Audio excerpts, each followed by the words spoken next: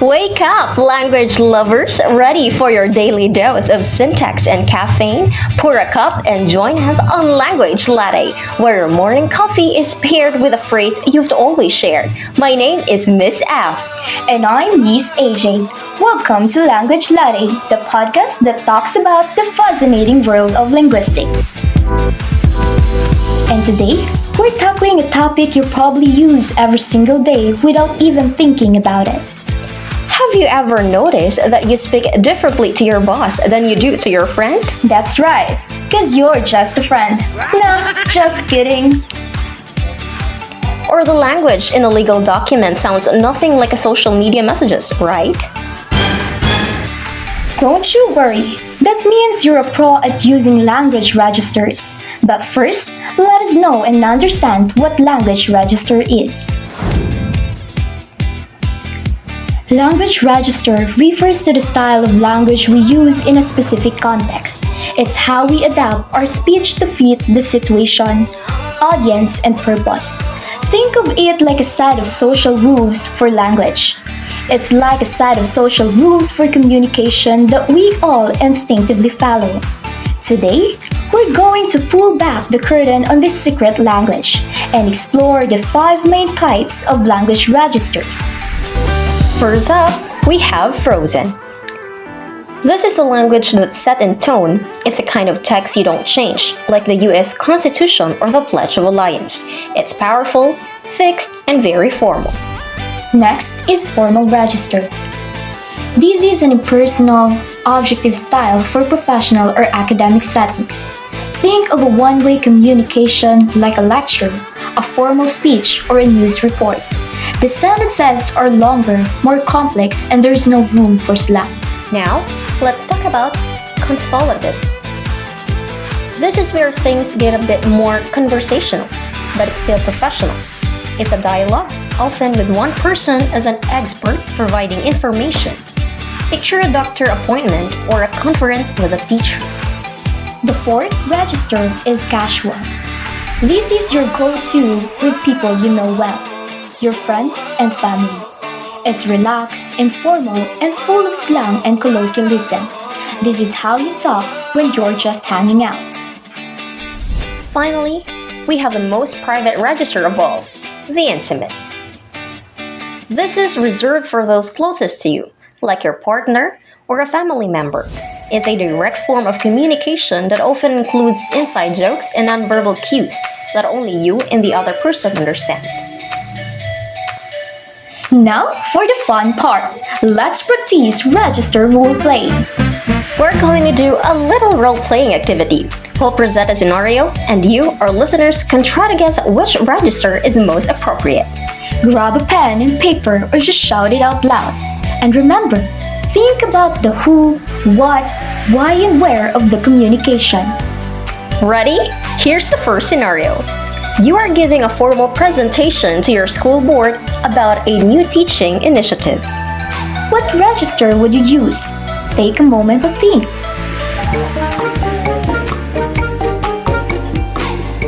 If you said formal, bingo! You're speaking to people in authority in a professional setting, and the purpose is to deliver factual information. You wouldn't say, hey, what's up with the attendance record? You'd use a more formal approach like, good morning, I'd like to discuss the recent attendance reports. Period, sis, slay. Next scenario. You're explaining a complex problem with a computer to your students, and some were not very technical. What's the best register here? The correct answer is consultative. You're the expert providing information to someone who needs help. You'd use simpler, more neutral language, avoiding jargon they wouldn't understand. One more. You're texting your sister about a funny video you saw online. What register is that? That's an easy one. Casual. You have a close, peer-to-peer relationship and the topic is light and informal. The setting is also informal, text messaging. Next is the power of code switching. The real magic happens when you learn to move seamlessly between these registers. This is called code switching. For an educator, this could mean switching from a formal tone during a school board meeting to a casual one when talking to students to a school fair. This ability shows social intelligence and adaptability. And it's not just for teachers. In any workplace, mastering register influences your credibility, strengthens relationships, and even indicates leadership potential. Using a professional tone with your boss shows respect, while casual tone at a team lunch can build camaraderie. It all comes down to being aware of your audience, topic, purpose, and setting. So pay attention to the social cues around you, and you'll be speaking smarter in no time. So why does register matter in real life? Understanding these registers isn't just an academic exercise. It's a key part of your social and professional intelligence. In the workplace, mastering language register helps you establish credibility, build strong relationships, and even advance your career. For example, using a formal or consultative register with a senior manager shows respect and competence. On the other hand, using a casual tone in a business report could negatively impact your credibility.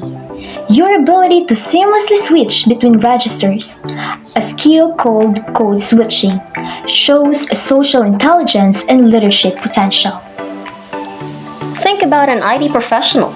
They might use technical jargon with their colleagues, but they'll switch to a simpler, more neutral register when they're explaining a problem to a client who isn't a tech expert. These prevent miscommunication and shows they can adapt to their audience. So, the next time you're about to speak or write, remember to ask yourself, who am I talking to? What is the topic? Why am I communicating this? Where am I? And how am I sending this message? The answers will tell you exactly which language register to use. Thanks for joining us on this episode of Language Latte.